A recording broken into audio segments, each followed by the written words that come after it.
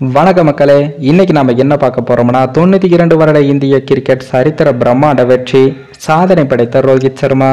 அதாவது India vs England test தொடரின் 3வது போட்டியில் இந்தியா 434 ரன்கள் வித்தியாசத்தில் இமாலய வெற்றியை பதிவு செய்தது. 577 டெஸ்ட் போட்டிகளில் ஆடியிருக்கும் இந்திய அணியின் வரலாற்றிலேயே ரன்கள் வித்தியாசத்தில் இதுதான் பெரிய வெற்றியாகும்.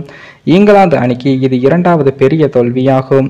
இளம் வீரர்களை கொண்ட அணியை வைத்து இங்கிலாந்து அணியின் கதையை முடித்துள்ளது இந்தியா. இங்கிலாந்து அணியின் பேஸ்பால் எனும் அதிரடி ஆட்டம் ஆடும் பணி இந்தியாவிடம் எடுபடாமல் போனது.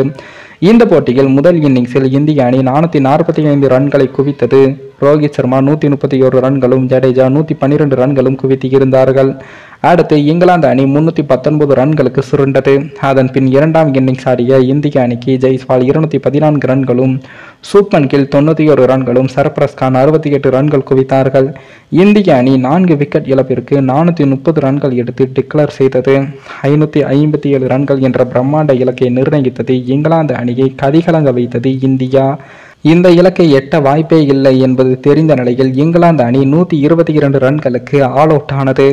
ஜடேஜா 41 ரன்கள் கொடுத்து 5 விக்கெட்டுகளை வீழ்த்தி இருந்தார். இந்திய அணி 434 ரன்கள் வித்தியாசத்தில் மாபெரும் வெற்றி பெற்றது.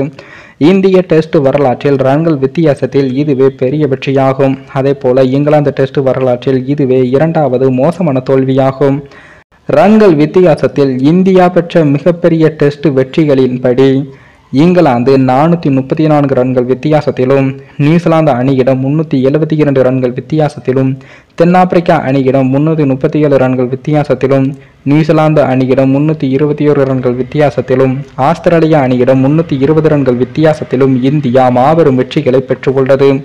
குறிப்பாக இந்த போட்டிகள் அனைத்தும் இந்திய மைதானங்களில் நடைபெற்றது என்பதும் குறிப்பிடத்தக்கது. மேலும் இந்த வீடியோ ஏதோ ஒரு விதத்தில் உங்களுக்கு பிடித்திருக்கும் என்று நினைக்கிறேன். நம்ம சேனலுக்கு புதிதாக வீடியோ பார்க்கிறீர்கள் என்றால் மறக்காமல் சப்ஸ்கிரைபர் செய்து விட்டு பாருங்கள். இன்னொரு வீடியோவில் சந்திக்கும் வரை நான் உங்கள் தமிழ்.